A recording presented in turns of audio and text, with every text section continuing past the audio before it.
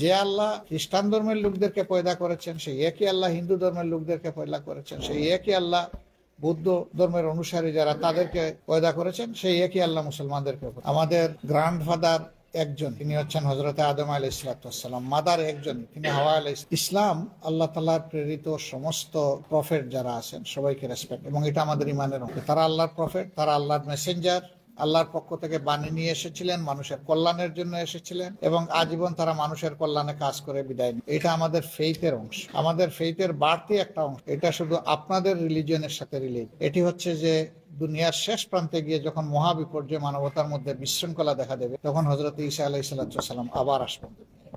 Only নবী যিনি দুইবার দুনিয়া আসবেন, আর বাকি সকলের আগমন মাত্র একবার ঘটবে। এটা আমাদের কোরআনের। এই দিক থেকে সকল নবীর ব্যাপারে অবশ্যই আমাদের রেসপেক্ট আছে। আমরা যে নবীর ফলোয়ার, তার ব্যাপারে রেসপেক্টের আমাদের কোনো কমতি নাই, কিন্তু এখানে ডাবল। আমরা সেই কমিউনিটির সাথে আজকে বসেছি। এই বসাটা দেরিতে হলেও আমাদের জন্য সৌভাগ্য। বাংলাদেশ ছোট্ট একটি দেশ, এখানে 180 মিলিয়ন বা 18 কোটি মানুষ বসবাস করে। নারীরা আছেন, পুরুষরা আছেন। আমাদের এটা একটা সাজানো ফুলের বাগান।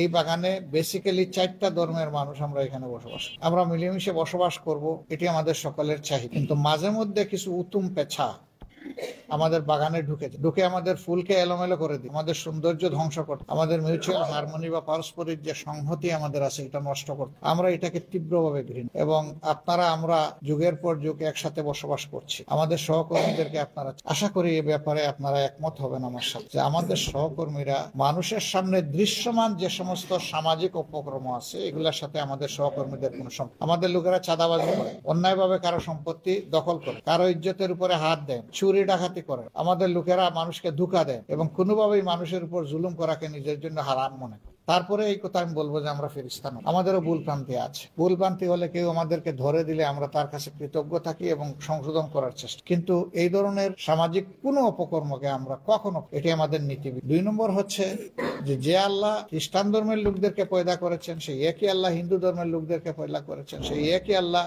বৌদ্ধ ধর্মের অনুসারী যারা তাদেরকে পয়দা করেছেন, সেই একই আল্লাহ মুসলমানদেরকে। আল্লাহর সূর্য থেকে সকলেই সমান ভাগ, আসমান থেকে বৃষ্টি হলে সমান বেনিফিট পায়, আবার জমিনে কোনো বিপর্যয় সৃষ্টি হলে সবাই সমানভাবে। কাজে ভালো মন্দের আমরা কিন্তু অংশীদার। একটা সমাজে যখন আমাদের মধ্যে পারস্পরিক সংহতি, সৌহার্দ্য, ভালোবাসা, মানবতার সম্পর্ক থাকবে, তখন সমাজটা অনেক ভালো হয়ে। মাঝে মধ্যে আমাদের দেশে এবং প্রায় সকল দেশে ধর্মীয় দিক থেকে যাদের সংখ্যাটা কম, তারা বিভিন্নভাবে সংখ্যাগুরু যারা, তাদের হাতে নির্যাতিত হন। আমরা নাগরিকদেরকে এই 2 ভাগে ভাগ করতে চাই না।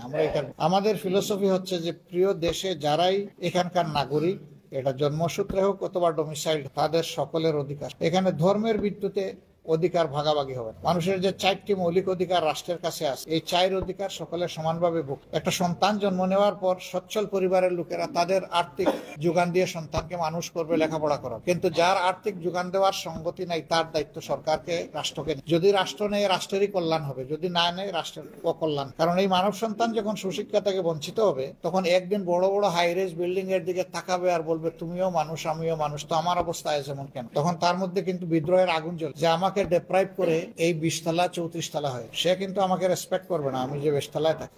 সে আমাকে ঘৃণা করবে। তাকে ঘৃণা করতে আমি শিখিয়েছি, তার অধিকার আমি রাষ্ট্র দেইনি, সমাজ দেইনি বলে সে আমাকে আজকে ঘৃণা করে। তাকে যদি মানুষ হিসাবে গণ্য করে আমরা তার মানবিক বিকাশে সহায়তা করতাম, তাহলে আজকে সে এই পর্যায়ে পৌঁছত। আমি একবার আমাদের বস্তিগুলাতে একটা জরিপ চালিয়েছিলাম। 134টা বস্তিতে জরিপ চালায় কিছু ফাইন্ডিংস আমার সামনে আসে। আমি দেখলাম যে সমাজের যত সন্ত্রাস, যত অপকর্ম, 2 জায়গার মানুষ। এক হইল সবচেয়ে উচ্চ শিক্ষিত যারা, তারা সন্ত্রাস করে কলম দিয়ে ব্রেইন, আর যাদের কলমের জোর নাই, ব্রেইনের জোর নাই, তারা করে হাত। এবং এই অংশটা ম্যাক্সিমাম বের হয়ে আসবে না, সেও মানুষ। একটা বস্তির মধ্যে হয়তো 50টা কুপি আছে, সেখানে শত শত মানুষ বসবাস, মানুষ হয়ে ইতর জীবন যাপন করে, যেটাকে আমরা বলি মানবতর। সেখানে সভ্যভাবে বাস করার কোনো উপায় নেই। এই ছেলেটা শিক্ষার আলো থেকে বঞ্চিত, তার স্বাস্থ্য সেবা থেকে বঞ্চিত, তার মানবিক বিকাশ থেকে বঞ্চিত। ওই যে আগে বললাম, তখন সে ফেরোসাস। আর সমাজের যে সমস্ত দুষ্ট লোক তাদেরকে ব্যবহার, ওদের দিয়ে প্রথমে মাদক, অস্ত্র এগুলার সংরক্ষণের ব্যবস্থা করে ওদের এখানে নিরাপদ জায়গা।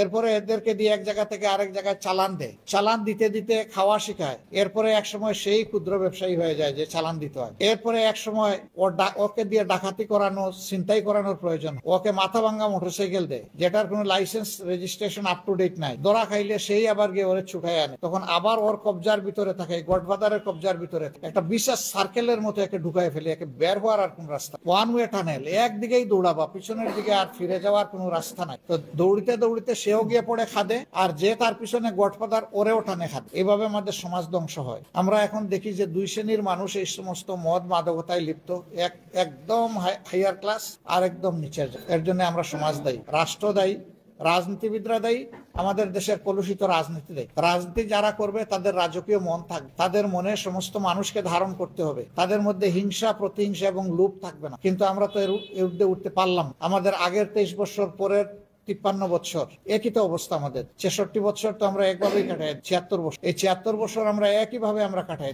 এর জন্য আমরা দায়ী। তো বলবেন যে আপনার মতো তো অনেক সুন্দর সুন্দর কথা আগেও অনেকে বলেছে, সমাজকে দেওয়া কথা তো রাখে না। এখন মিডিয়ার প্রত্যেকটি মিডিয়া আমাদেরকে ধারণ করে এবং তাদের আর্কাইভে আমাদের কথাগুলো রেখে, যখনই আমাদের কোনো বিচ্ছুতি ঘটবে মিডিয়া তখন আস্তে করে ছেড়ে দিয়ে বলে আপনি না বলে, তখন একটা চাবুক মারে। আমার যাদের লাজ লজ্জা আছে এই চাবুক খেয়ে তারা সোজা হয়ে যায়, সংশোধন হয়। আর যাদের লজ্জা নাই তারা আরো বেপরোয়া। এখন লজ্জা যাদের আছে তারা সংশোধন হবে, সমাজের ভালো কাজে আসবে, নিজেরও ভালো হবে, দেশেরও ভালো। কিন্তু সংশোধন যে হবে না তার দ্বারা দেশের এবং সমাজের আরো ধ্বংস সাধন, সে আরো বেপরোয়া হয়ে উঠবে। জেলেই যখন যেতে হবে, শাস্তি যখন পোয়াতে হবে, তাইলে একসাথে যা পারি তাই, এরকম বেপরোয়া ভাবই কিন্তু আমরা সমাজে দেখতে পাচ্ছি। আমি দায়িত্ব নিয়ে বলতে পারি এবং বিশ্বাস করি, রাজনীতিবিদরা ঠিক হয়ে গেলে দেশের 99% মানুষ ঠিক, কিন্তু রাষ্ট্রের শাসকরা যদি ঠিক না হয় তাইলে কাউকেই ঠিক। অনেকে বলেন যে এটা করিও না, ওইটা করিও না, ওইটা করিও না, তার কর্মীরা বলে আপনি কি করেছেন আমি জানি না।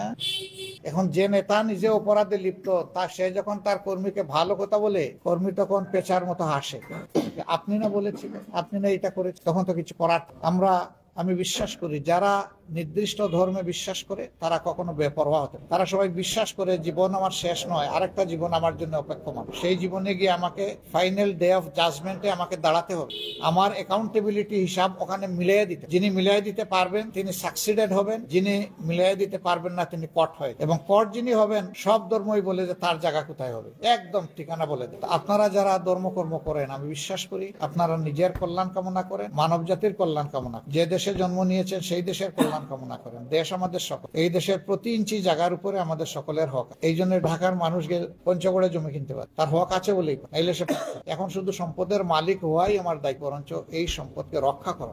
মালিকানা যার যার সামর্থ্য অনুযায়ী, কিন্তু রক্ষা করার দায়িত্ব সকলের সঙ্গে। কারণ দেশ বাঁচলে আপনি বাঁচবেন, আমিও বাঁচব। দেশ যদি কোনো হুমকির মুখে পড়ে আপনিও পড়বেন, আমিও পড়ব। যখন কোনো সন্ত্রাসী কোনো জায়গায় হামলা চালায় কমন কোনো মবের উপর, তখন সে দেখে না কে কোন ধর্ম, সে তখন চালায় দেয়। আল্লাহর পক্ষ থেকে মানুষের জন্য যখন শাস্তি আসে তখন বেছে বেছে শুধু ভালো তাদেরকে আল্লাহ কেন করেন? ওদের সামনে অপকর্ম হয়েছে, ওরা কিন্তু প্রতিবাদ, এই জন্য সকলেই শাস্তির উপযুক্ত হয়। অন্যায়কারী এবং অন্যায়ের প্রতিবাদ নাকারী দুই যে করে না ইকুয়াল স্ট্যাটাস, সমান, কোনো বেশ কম নাই। তো আপনাদের, আমরা তো বিশ্বাস করি যে এই দেশকে আমরা সবাই ওন করি, ভালোবাসি। আপনাদের চেয়ে আমি বেশি ভালোবাসি এই দাবি আমি করি না। আমি মানুষের চাইতে ভালো মানুষ এটাও আমি কখনো চিন্তা করি। ওরা আমার পার্সোনাল বিলিফ হচ্ছে যে আমার চাইতে প্রত্যেকটা মানুষ ভালো। আমি যদি কিছু ভালো হওয়ার চেষ্টা করে থাকি তাহলে অন্য মানুষটা আমার চেয়ে ভালো। বলবেন যে আপনি কি চোরকেও ভালো মনে করেন? চোরের একটা দোষ হচ্ছে সে চুরি করে, তার যদি আরো কোনো হিডেন গুণ থাকে যেটা আমি জানি না, ওই গুণের কারণে তো সে মানবতার জন্য কল্যাণকারী হয়। আমি তো তার সবকিছু জানি না, তার ভিতরের খবর আমি রাখি না। ভিতরের খবর একমাত্র সত্তা যিনি আল্লাহ, প্রভু, গড, ঈশ্বর, আমরা যাইব একজনই রাখ, এর বাইরে তো কেউ। আমরা এই দেশটাকে মিলেমিশে ভালোবাসতে চাই। সুন্দর জামাতে ইসলামী সম্পর্কে কিছু অপপ্রচার আছে, এটা হলো যে আমাদের দ্বারা মাইনরিটি সম্প্রদায়ের মানুষেরা, সংখ্যালঘু সম্প্রদায়ের মানুষেরা, ধর্মীয় সংখ্যালঘু সম্প্রদায়ের মানুষেরা ক্ষতিগ্রস্ত হন, আক্রান্ত। আমার এই ক্ষুদ্র বয়সে আমি যতটুকু দেখেছি, আমি আগেই বলেছি আমরা ফিরিস্তা নই, ভুল ত্রুটি কেউ করতেই পারে, কিন্তু আমাদের সংগঠন সামগ্রিকভাবে এই অপকর্মে, বিশেষ করে আমাদের দায়িত্বশীল নেতৃবৃন্দ কেউ জড়িত। অন্য জায়গায় কিন্তু নেতাদের পেটেই ঢুকে, আমাদের এখানে আল্লাহর মেহেরবানি বের, আমরা কাউকে এলাও ওই সমস্ত বেতমিজি করে জামাতে ইসলামীতে কারো জায়গায় আমরা আস্তে করে সুইপ করে দেই, এটি আপনার ঠিকানা নয়, আপনি ভিন্ন ঠিক, অথবা আপনি সংশোধিত হয়ে এখানে আসেন, এটা আপনি করতে পারেন। এই জন্য 14 সালে আমি ওপেন স্টেটমেন্ট দিয়েছিলাম এবং জাতিসংঘ মানবাধিকার কমিশনের কাছে চিঠি লিখে যে এই দেশে 46 সালের পর থেকে বাদ দিলাম 72 সাল থেকে শুরু করে 14 সাল পর্যন্ত যতগুলা ভায়োলেন্স হয়েছে আইদার রিলিজিয়াস অর কমিউনাল, জাতিসংঘ তার উদ্যোগে একটা ইনকোয়ারি করুক, ইনভেস্টিগেশন। আমরা বলেছিলাম যে আমরা সর্বাত্মক সহযোগিতা দেব। এখানে যদি এই ইনকোয়ারিতে উঠে আসে যে আমাদের কোনো লোক জড়িত অথবা দোষী, আমরা বিচারের হাতে আমরা থাকি। জাতিসংঘ এটা করে নাই, কেন করে নাই? হয়তো আমাদের ছোট চিঠি তাদের পছন্দ হয় না। আমরা এই দেশের সরকারকেও বলেছিলাম আপনারা, তবে আপনাদের একার করা আমরা মানব। আপনারা মাল্টিনেশনাল অথরিটিকে এখানে এঙ্গেজ করুন। দুনিয়ার কিছু মানবাধিকার সংস্থার হাতে এই দায়িত্ব দিয়ে দেন। তারা এমনেস্টি আছে, হিউম্যান রাইটস ওয়াচ আছে, human right commission of Asia আছে, তারা করে দেখুক কোন দল কোন সংস্থা কতটুকু বাড়াবাড়ি। আমি সবসময় আমার বিভিন্ন ধর্মের ভাইদের সাথে যখনই দেখা হয় আমি বলি যে আপনারা সাহস একটু করেন, একটু করতে হবে। সাহস করে সাদাকে সাদা বলেন, কালোকে কালো বলেন। আমি কালো হলে আমাকেও ছাড়বেন না, আমার কোনো সহকর্মী কালো হলে ওরেও ছাড়বেন না, ওরেও কিন্তু কালোকে চাপিয়ে রাখবেন। কালোকে চাপিয়ে রাখলে তো ও আলো কুচকুচো কালো হবে, আরো বেশি দুষ্টামি করবে। সে বুঝবে যে এই সমস্ত করার পরেও তার কিছু হয় না। আর যখন ব্লেম গেম খেলা হয়, আমাদের উপরে যখন ফেলে দেওয়া হয়, তখন ওরা হাসে দূর, যারা এগুলা করেছে পারপিটেটর। যে কাজ আমরা করলাম, যাচ্ছে ওদের দিকে, চালাও, অসুবিধা নেই। এই জন্য শুধু এই ব্যাপার না, সমাজে এই ধরনের যত অপকর্ম হয় সবগুলার ক্ষেত্রে কোমর সোজা করে, বুক শক্ত করে আমাদেরকে কালোকে কালো বলতে হবে, সাদা। যদি আমরা তা বলতে পারি, তাহলে এই সমাজের দুষ্টারা গুহায় আশ্রয়, এরা সমাজের উপরে কোনো তাণ্ডব চালানোর সাহস, এবং তখন আমরা সকলে মিলে ওদেরকে প্রতিরোধ। এখানে কোনো দলও দেখবো না, ধর্ম, সবাই সবার পাশে দাঁড়ায়। একজনের উপরে আঘাত হলে সবাই বলবো যে আছে, তুমি এখানো, তোমার সাথে আমরা যে আঘাত, আমরা তাকে আশ্বস্ত করবো, শক্তি দিব। যদি এরকম একটা সমাজ আমরা বিল্ড আপ করতে পারি, এই সমাজ দুনিয়ার জন্য একটা উদাহরণ। আমরা এরকম একটা সমাজ নির্মাণের সব। আমার এই কথাগুলো আপনারা রেকর্ড করে রাখেন, আমার কোনো আপত্তি নেই। এর কোনো বিচ্ছুতি দেখলে আমাকে, আমার সংগঠনকে ধরবেন, ধরে বলবেন যে আপনি না এত মজার মজার কথা বলেছিলেন, এটা কি করলেন, এটা আপনার সংগঠন কি করলো, আপনি বাকি। আমরা আপনাদের কৃতজ্ঞ হব, আমাদেরকে শক্ত করে। আর যদি আমাদের কাজগুলো মনে হয় যে মানবতার হিংসা বিদ্বেষের উদারতা এবং ভালোবাসা, মানুষের সমন্বয় সম্মিলন গঠানোর জন্য, তাহলে অবশ্যই আমরা আপনাদের ভালোবাসা প্রত্যাশা, আপনাদের শুভকামনা আশা, আপনাদের সহযোগিতা, ভালো কাজে আমরা পরস্পরের পাশে থাকবো, একসাথে সাথে।